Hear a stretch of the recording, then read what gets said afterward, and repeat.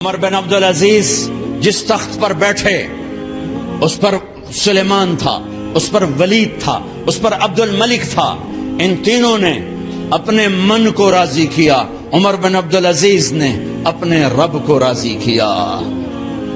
جب عمر بن عبدالعزیز کا وقت آیا مرنے کا تو انہوں نے بلایا رجا بن حیوہ سے، فرمایا کہ میں نے عبد الملک بن مروان چاچا بھی تھے، سسر بھی تھے، ان کی بیٹی فاطمہ، اب امتحان ہے، میں تیرا حق نہیں ادا کر سکوں گا، طلاق لینی ہے میں حاضر ہوں، ساتھ دینا ہے تو میرے اپنے حق معاف کرو، اپنے حق معاف کرو.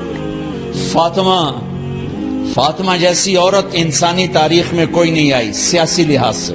سیاسی دادا مروان بادشاہ، باپ عبد الملک بادشاہ، بھائی ولید بادشاہ، دوسرا بھائی سلیمان بادشاہ، تیسرا بھائی ہشام بادشاہ، چوتھا بھائی یزید بادشاہ اور اپنا خامند بادشاہ. 7 نسبتوں سے یہ عورت شہزادی ہے. کائنات انسانی تاریخ میں اتنی بڑی عورت کوئی نہیں آئی سیاسی. فاطمہ کہنے لگیں عمر میں نے سکھ کے دن تیرے ساتھ گزارے ہیں، دکھ میں تجھے چھوڑ کے نہیں جاؤں گی، جو میں نے اپنے سارے حق معاف کیے. پھر حضرت عمر بن عبدالعزیز کی راتیں اور دن کیسے گزرے؟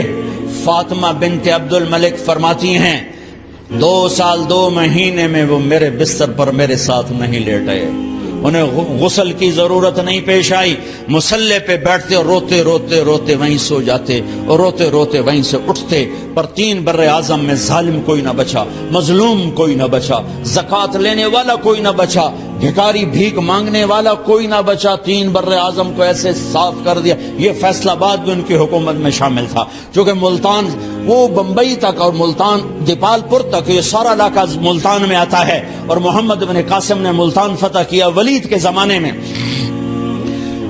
اپنی حکومت کو اللہ کی رضا کے لیے استعمال کیا. کیسے استعمال کیا؟ سارے مال فاطمہ کا سارا زیور بیت المال میں ڈال دیا، تنخواہ پہ آ گئے، عید کا موقع آیا. بھائیو اس بندے نے اپنے آپ کو ذبح کر دی، اللہ کو راضی کرنے کے لیے ذبح کر دی، اپنی ذات کو، اپنے جذبات کو، اپنے احساسات کو. جب گورنر ہوتے تھے نا تو حضرت فاطمہ کی ایک باندی تھی، ان سے انہیں عشق ہو گیا تو اپنی بیگم سے کہتے یہ باندی مجھے گفٹ کر دو، وہ کہتی میں نہیں کرتی. جب یہ خلیفہ بنے کئی دفعہ ان سے کہتے مجھے ہدیہ کر دو، مجھے دے دو، وہ کہتے میں نہیں دیتی. جب یہ خلیفہ بنے تو ان کی بیگم نے اس باندی کو نہلایا، خوبصورت زیورات سے سجایا، عالی شان میک اپ کیا اور اس کا ہاتھ پکڑ کے لائی. امیر المومنین یہ آپ کی خدمت میں گفٹ ہے.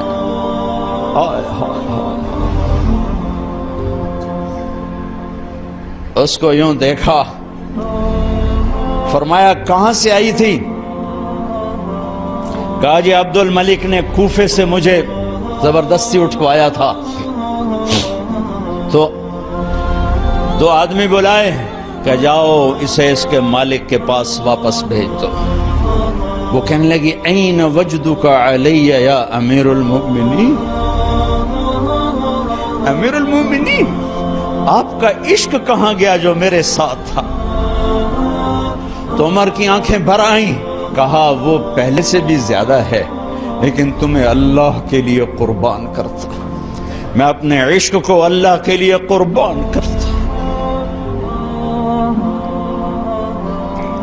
ہاں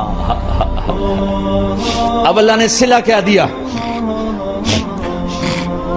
جب انتقال ہونے لگا تو بلایا رجا کو، جو میں بات پہلے چھوڑ کے ادھر ان کی تھوڑی سیرت بتائی کہ رجا اب میں مرنے لگا ہوں.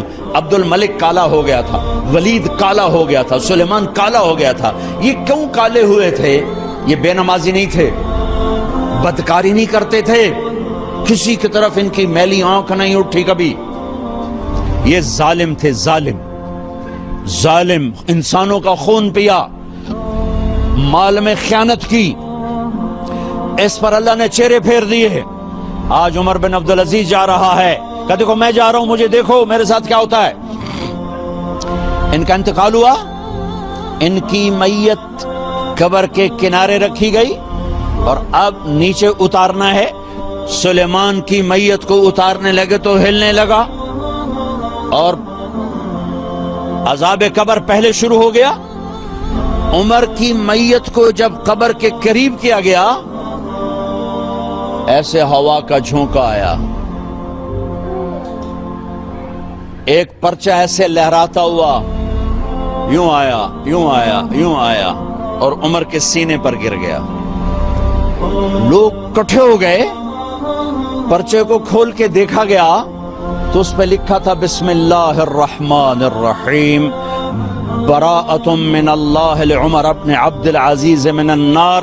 یہ پروانہ ہے اللہ کی طرف سے اس کے بندے عمر کے لیے کہ اسے جہنم سے نجات کی خوشخبری سنا دی جائے. مرنا ہو تو یوں مرو، اللہ ایسی موت دے دے. کہتے ہیں پھر میں نے ان کو قبر میں اتارا، جب قبر میں اتارا تو کیا دیکھا، میں نے کفن کی گرہ کھولی تو چہرہ قبلے کی طرف فٹ اور یوں لگا جیسے 14ویں رات کا چاند قبر میں اتر آیا.